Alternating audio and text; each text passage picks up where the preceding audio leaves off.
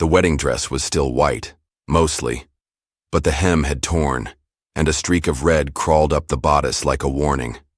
She stood barefoot in the snow, her veil fluttering like a ghost's whisper in the wind. He was too late. Again. Marshall. Carter dropped to his knees beside her, breath fogging in the frozen air, fingers trembling as he reached for her hand. "Don't you dare," she rasped. "Don't you dare say you're sorry." The wind moaned low across the hills, carrying the sound of hooves that were long gone. Her bouquet lay crushed beneath his boot, forgotten in the snow and dirt. It wasn't supposed to end like this. She was never supposed to be part of it. She was just a name scribbled last minute on a marriage license. A stand-in. A mistake. But she'd taken the bullet meant for him. "Before we jump back in, introduce yourself and let me know where you're tuning in from. I love hearing your stories too. And if you're drawn to tales of frontier love, danger, and unexpected redemption, make sure you're subscribed so you don't miss the next chapter." There were places in town where the wind seemed to speak. It whistled low between the slats of the old feed store, rasped over the warped church steeple, and scraped along the side of the saloon where a bullet hole in the wood still bled memories from years past. And somewhere in the middle of it all, on the edge of a sun-bleached porch, sat Clara Langley. She didn't speak much. She didn't need to. The town of Dry Creek had done most of the talking for her long ago.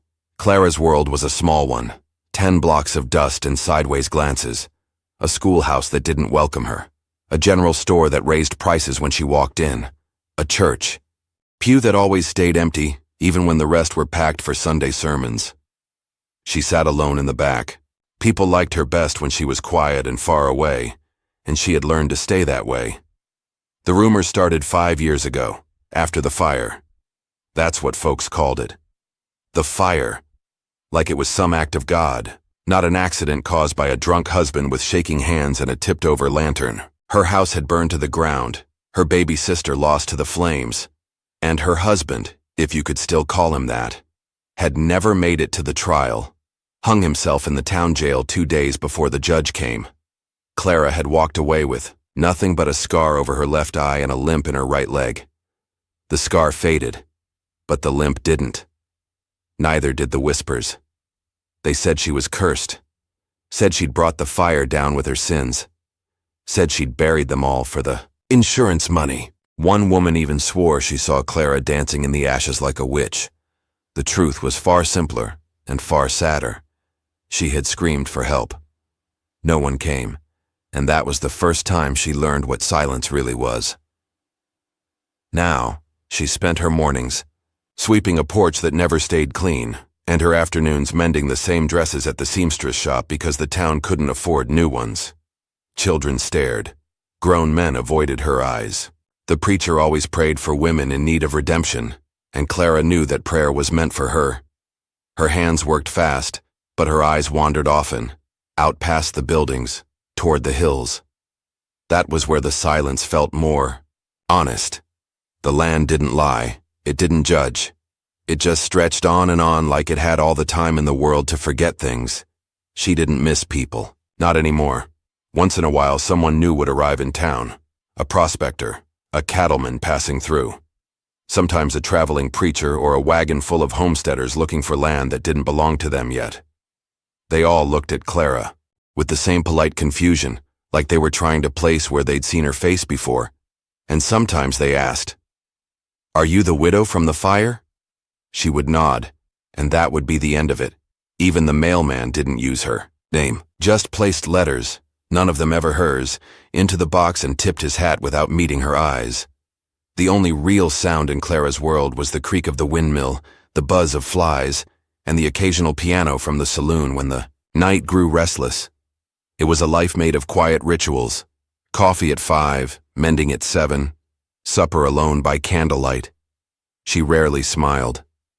And when she did, it looked like something old, borrowed from a younger version of herself. But her heart still beat, and though it beat quietly, it was not numb. Some nights she dreamt of leaving, riding off on a wagon and not stopping until the land turned green again.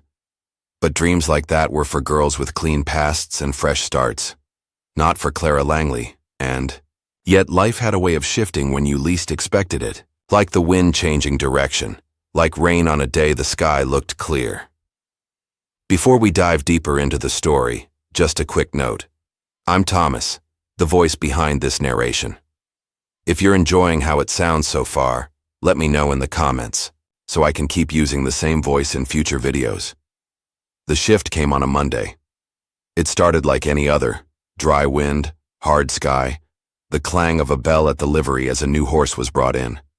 Clara was finishing a hem on a widow's dress when Mrs. Abernathy, the town's overzealous matchmaker, burst into the shop with cheeks redder than firelight. "They need a girl," she said breathlessly. "Urgent. Out by the Jasper Ranch. The bride ran off, some mail-order mess. Groom's already on his way. The preacher's been paid. Folks are gathering. They just need a name on the line." Clara didn't look up. Mrs. Abernathy's eyes scanned the room. 2 other seamstresses, both married, one with child. Then they landed on Clara like a judgment. "You're unmarried. You can sign. You'd get paid, of course. Maybe even get a new start." Clara stared at her. "You want me to marry a stranger?" Mrs. Abernathy shrugged. "Better than living alone forever, don't you think? Besides, a man from out of town won't know your story." The other women didn't say a word. They just watched. One smirked, one looked away. Clara stood slowly, the weight in her leg flaring up like always. Her fingers brushed the scar over her eye.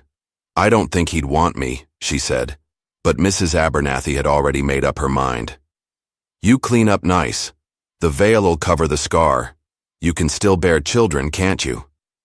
Clara said nothing, just nodded once, more out of numb habit than agreement. By nightfall, she was in a carriage holding a bouquet that wasn't hers, wearing a ring that had belonged to someone else, riding toward a man she'd never met. A last-minute replacement, a shadow bride. But what no one told her, and what she had no way of knowing, was that this man would look at her like she was the sun finally rising after a long, dark night, and he would fall for her harder than he ever expected. The Jasper Ranch was 30 miles east of Dry Creek, out where the land stopped pretending to be civilized. The road turned to rock and scrub, and the sky opened wide like a question no one could answer. Clara arrived near dusk. Dust trailed behind the wagon as it rolled up to a modest white chapel built by the hands of ranch hands, rough-hewn, plain, and clean. A few folks stood outside already. The preacher, a handful of witnesses, the ranch cook, chewing tobacco and muttering to himself. No music, no laughter, no bride. Until now. Clara stepped down from the wagon, her veil pulled low, her boots stiff, against the earth. She had been handed a bouquet of bluebonnets and white daisies, wildflowers, hastily gathered. Something about that touched her more than it should have. She scanned the small crowd, and then she saw him. Tall, broad-shouldered, dressed in a coat too nice for this patch of dirt. His hair was dark, swept back like he'd tried to tame it but gave up halfway. A shadow of stubble clung to his jaw, and his expression was unreadable, but steady. His name was Eli Carter, Marshal, former Union soldier, and the second son of a landowner who'd lost everything after the war. He'd come west not looking for love, but for land and a chance to stop outrunning the ghosts back east. He'd agreed to a mail-order bride because it seemed easier than learning to open up again. But when Clara stepped toward him, something shifted in his gaze. Something softened, curious, alert. She felt it before he said a word. The preacher wasted no time. He cleared his throat, opened his book, and began the ceremony with the urgency of a man eager to beat the setting sun. Clara barely heard the words. Her heart thudded against her ribs loud enough to drown out the sermon. Her hands trembled around the bouquet. She didn't look up until he took her hand. His palm was warm, steady, calloused, but not rough. He didn't flinch at the scar, didn't glance at her limp as she shifted her weight. He just looked at her like she was real, seen. When the vows were said and the kiss offered, he didn't force anything. He bent down, gently, and pressed his lips to her temple. Not her mouth, not her cheek, her temple, as if to say, I see your mind before anything else. And just like that, they were husband and wife. That night, she slept in a guest room. He didn't press her, didn't demand anything, just showed her where the lamp oil was, told her where the matches were kept, and said, There's coffee at sunrise if you want it. Then he nodded once, as if to say good night, and walked off to the other end of the house. Clara lay awake for hours, the silence oddly peaceful, not empty, but waiting. The days that followed passed slowly. They worked side by side but rarely spoke much. She helped sort ledgers. He fixed the barn roof. She mended his shirts.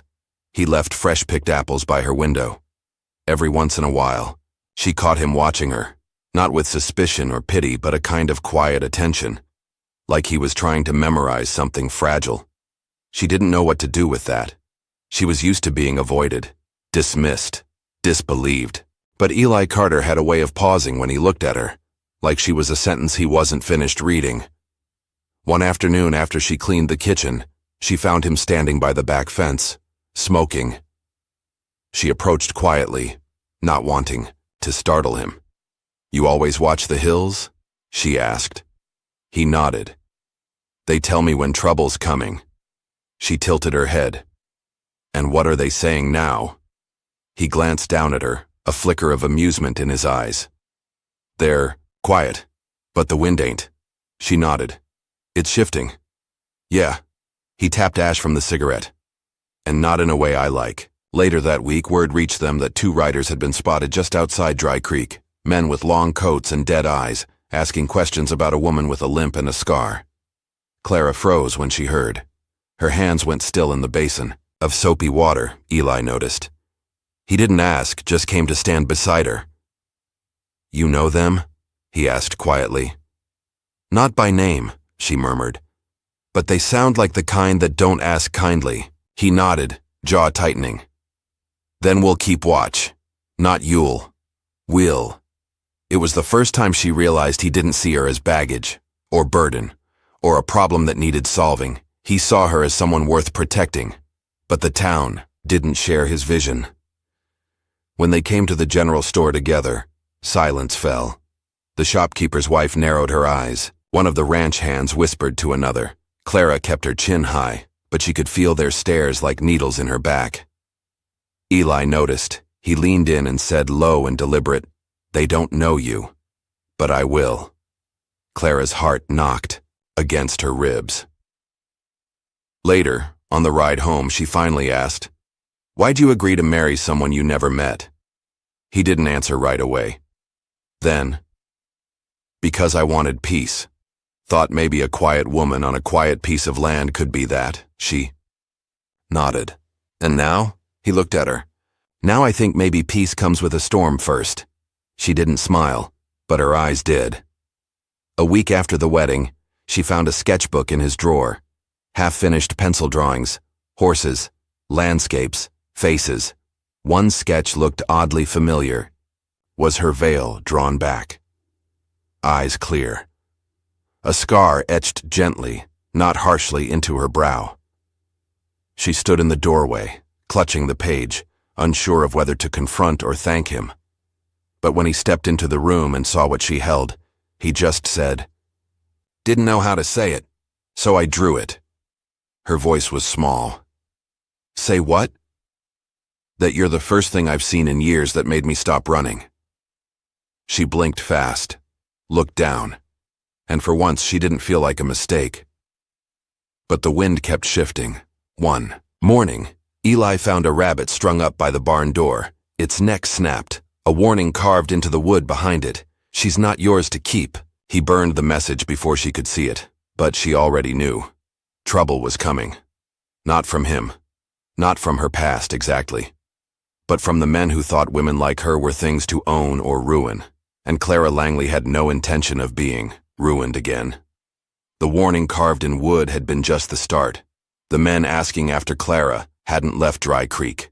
They were circling, prodding, feeding off old gossip and fear, and as they pressed in, the town began to rot like fruit left too long in the sun. Whispers turned to murmurs. Mistrust festered. Even those who had once nodded to her in passing began to cross the street when she came near. It wasn't just the past anymore. It was something fresh, something dangerous. And then it happened. She had gone into the seamstress shop, her old workplace, to deliver a basket of mended shirts for the ranch hands. The shop was quiet at first. Too quiet. She stepped inside. The bell jingled. Then the whispering started behind the curtain. She's pretending to be someone else. I heard she poisoned her first husband. Marshall Carter must not know who she really is. A giggle. Then a voice, sharp with glee. Let's see how pretty she thinks she is now. Before Clara could turn, cold water, filthy, soap-streaked. Water splashed down from above, dousing her dress and soaking her hair. She gasped, stepping back, blinking through the drops as the curtain drew open, and two women from the shop stood smirking, holding the empty basin. Oops, one said. Mock sweet. Didn't see you there, Clara. The other laughed. Guess a scarred witch still bleeds like the rest of us. Clara stood frozen, the soaked veil clinging to her face, her dignity draining onto the floor. She didn't cry. Not there. She turned and walked out, boots squelching, pride shattered. She didn't go home. Not then. She walked. Past the edge of town. Past the fields. Past where the fences ended and the road stopped pretending to lead anywhere. Snow had started to fall. Thin and biting. Her dress clung to her skin, chilled through. She didn't feel it. Not really. Somewhere between pain and numbness, she collapsed. Right there in a field of brittle grass and scattered snow, Clara Langley fell to her knees. Maybe it was exhaustion. Maybe something deeper. The wind howled overhead. Her hands, raw and scraped, curled into fists against the frozen earth. She wasn't angry. Not anymore. She was tired. Tired of surviving. Tired of earning less than nothing from people who only saw the ashes of her story. She didn't even hear the horse. Not until the hooves slowed beside her and a shadow fell over the ground. Clara. Eli's voice. Low, firm, but not panicked. She didn't move. He didn't dismount right away. He waited, then slowly stepped down and approached her like a man not wanting to spook a wounded animal. She spoke before he could. You shouldn't have come. I disagree, he said. She finally looked up. Her veil had torn. Her face was pale. The scar over her eye burned bright against the cold. They humiliated me, she said softly. I know. They think I deserved it. I don't. She blinked hard. Her voice cracked. You don't know what I did. What I didn't stop. What I let happen. I don't care what they say you are, he said. I care who you are when you're near me. That silenced her. Snowflakes clung to his coat. His breath fogged in the air. But his voice never wavered. I didn't marry you out of pity.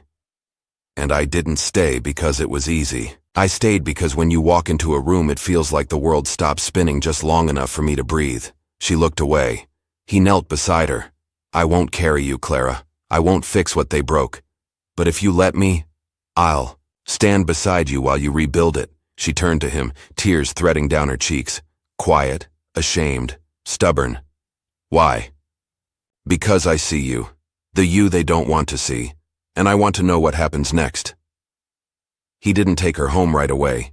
He built a fire, right there in the scrubland, with a flask of coffee and a saddle blanket. They sat in silence, for a long time watching the flames flicker against the snow. At one point she said softly, I used to dream of someone coming for me. He tilted his head, listening. But not to save me, she continued. Just to look at me and not flinch. He said nothing, just stared into the fire. She glanced at him. You're not scared of what they say? No, he said. I've seen worse, done worse. And if it's true, he met her eyes. Then we live with it, together. The next day, she returned to town. Soaked dress replaced with a clean one. Hair combed, chin high. She didn't speak to the women in the shop, didn't throw insults or threats. She simply walked to the sheriff's office and filed a formal complaint. It wouldn't fix everything, but it was a start. The town didn't applaud, didn't apologize, but they saw her, standing tall, standing with him, and that changed something. That evening, back at the ranch, Clara stood by the window, watching snow fall in silence. Eli approached her quietly. "Fire's warm," he offered. "I know." He paused. "I could make tea." She didn't turn. "I'm not used to being wanted." He stepped closer. "I'm not used to wanting." She looked at him finally. "Then we're both out of practice." He smiled, just barely. "Want to practice together?" Her answer wasn't words. It was her hand, reaching for his, and that, more than any kiss or vow, was the real beginning. The wind changed again, but this time, it didn't bring fear. It brought purpose. After the incident, in town, Clara stopped shrinking. She still moved quietly, still paused before entering rooms, still hesitated when laughter erupted near her. But something behind her eyes had sharpened. Eli noticed it one morning at breakfast, when she looked out the window and said, "We should build a new fence line past the creek. There's good grazing land there. No one's claimed it." He'd set down his coffee, eyebrows raised. "That's a 3-day job." "I know," she said, already pulling on her gloves. "I'm not afraid of work." And she wasn't. Together, they mended what had been worn down. The ranch had suffered in the years Eli spent wandering before settling. Now, post after post, saddle after saddle, day after day, they built it back up, not fast, but solid. Honest. Their hands found rhythm. Their words came easier. One afternoon, they painted the barn doors red. Eli had argued for brown. Less showy. But Clara had insisted. "Red tells the world someone lives here," she said, cheeks flushed with the cold and pride. That someone came back from the dead. He couldn't argue with that. In the evenings they sat by the fire, not always talking but always near. She began to open up in pieces. "My father was a blacksmith," she said one night sipping tea. "My mother died when I was 10. It was just the two of us for years. Then I married Henry, and he wasn't kind." Eli didn't press. He just listened. "I wasn't brave then," she continued. "When things got bad, I just took it. Until I couldn't. One night he came home drunk and said he was going to make me disappear proper." Her voice shook, but she kept going. "I ran, in my nightgown, into the snow. I was found 3 days later by a preacher's wife with a lantern and a strong back. Henry was never found." Eli stirred the fire. "Do you think he's the one who sent those men after you?" "I don't know," she said. "But someone wants me back in the dark." Eli nodded slowly. "Then we'll build enough light to keep them out." She looked at him for a long moment. "You always speak like that?" He smiled softly. "Only when I mean it." Spring came faster than expected. With it came life, new colts, green grass, and the low hum of something Clara hadn't felt in years. Hope. She started keeping a journal, pressing wildflowers between the pages, sketching the outline of the ranch, making plans. They began repairing the guest house. Not for visitors, she said, for future hands, for expansion. She started calling it ours. But just when the soil softened and trust bloomed, the past reared up like a rattler. A letter arrived by horseback, postmarked from Kansas, addressed to Mrs. Clara Langley Carter. Eli handed it to her, gently. "Do you want me to leave?" She shook her head and opened it by the fire. The words inside were curt, legal, merciless. Her late husband's brother, lawyer, heir, and vulture, had discovered she was alive. He claimed she had abandoned a lawful marriage, and unless she returned east to answer charges, he would send marshals west to drag her back and reclaim his family's rightful property, including any land or livestock she now called her own. Clara's hands trembled. "They want to bury me in court. she whispered. And if they can't, they'll bury me in shame. Eli's jaw tightened. Let them come. We'll fight. She stood, pacing. You don't get it. They'll twist it, make me look like a liar, a runaway. I have no documents, no witnesses. Just scars. You have me, he said firmly. She turned on him, voice cracking. And how long before that isn't enough? Before my name makes yours a joke? Eli stood slowly. If you think I care about town gossip, then you haven't been paying attention. She stared at him, her breath shallow. I don't want to be the reason you lose everything. You're the reason I have anything, he said. That night, she didn't sleep. She packed a bag quietly before dawn, left a note, and walked toward town. But she didn't run. She went to the sheriff, told him everything. My husband disappeared. I didn't kill him. I ran because I thought he would kill me.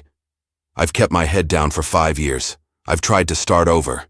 But now his kin are trying to drag me back. I need to know. Are you going to help them? The sheriff, an older man with a mustache like a tumbleweed and a Bible on his desk, looked her in the eye for the first time in years. No one owns you, Clara, he said. And as long as you're under my jurisdiction, you'll be treated as a free woman. She blinked. Even after everything they'll say? I've heard worse said about better people, he replied. And I've seen the man you married now. He ain't the type to break easy. She returned to the ranch around dusk. Eli was in the barn, feeding the horses with tight shoulders and a storm in his chest. When he saw her, he didn't speak, just stared. She handed him the letter. It's nothing we can't face, she said softly. If you still want to. He studied her face. Not just the scar or the eyes, but the steel there now, the fire she'd finally let burn. I was always going to, he said. The next day they rode into town together, side by side. They registered the land jointly, filed the paperwork to co-own the ranch, and when folks stared, Clara didn't look away. She met their gazes, let them blink first. Back at home, they planted a tree, a twisted little oak sapling Clara had found near the creek. Why here? Eli asked. She smiled faintly. Because I was born again here, under this sky, on this land. I want something to mark it. He dug the hole. She poured the water, and later that night, by the firelight, he asked her softly, Would you say yes again? She looked at him. To what? To this, to me, to all of it. She stepped into his arms, the fire casting gold behind her. I'd say yes, she whispered, even if the world said no. The letter didn't vanish. Neither did the rumors. Word had reached Kansas, and now Kansas had answered. They came, in a polished coach, a lawyer and a deputy wearing the smugness of men who never expected to be refused. They stood on the edge of Dry Creek's main street, a writ in one hand, and poison in the other. Clara Langley, the lawyer called. By order of the District Court of Topeka, you are hereby summoned, but the voice cut short. Because Eli Carter had stepped between them and her. No weapon, no badge, just presence. The town had gathered quietly, a crowd drawn not by curiosity, but by tension, a final thread waiting to snap. She ain't going back, Eli said. The lawyer smirked. You don't get to decide that. I'm not deciding for her, Eli replied. Then he turned and looked at Clara. She stood in her plain dress, her veil gone, her scar bare, and her spine straight. You choose, he said. I'll stand, with you either way. She stared at him. And in that moment, without panic, without pride, Clara Langley stepped forward and faced the men who had come to drag her back into silence. I buried that name, she said, and I'm not going east in chains. If you want to take me, you'll have to lie to every man and woman here, and yourself to say it's justice. The deputy looked unsure now. The lawyer scoffed. You really think this town will protect you? I don't need protection, Clara said softly. I need to live. The sheriff stepped from the porch of his office, rifle slung, badge gleaming. She's under my protection, he said. You'll take her only over my grave. The silence stretched. The lawyer crumpled the writ, cursed, and turned. They left. Not quickly, but defeated. That night, the stars were silver pure, the sky a hush over the hills. Clara and Eli stood beneath the crooked oak they'd planted, now budding with spring. The preacher stood with them, weather-worn Bible in hand. No pews, no audience, just them.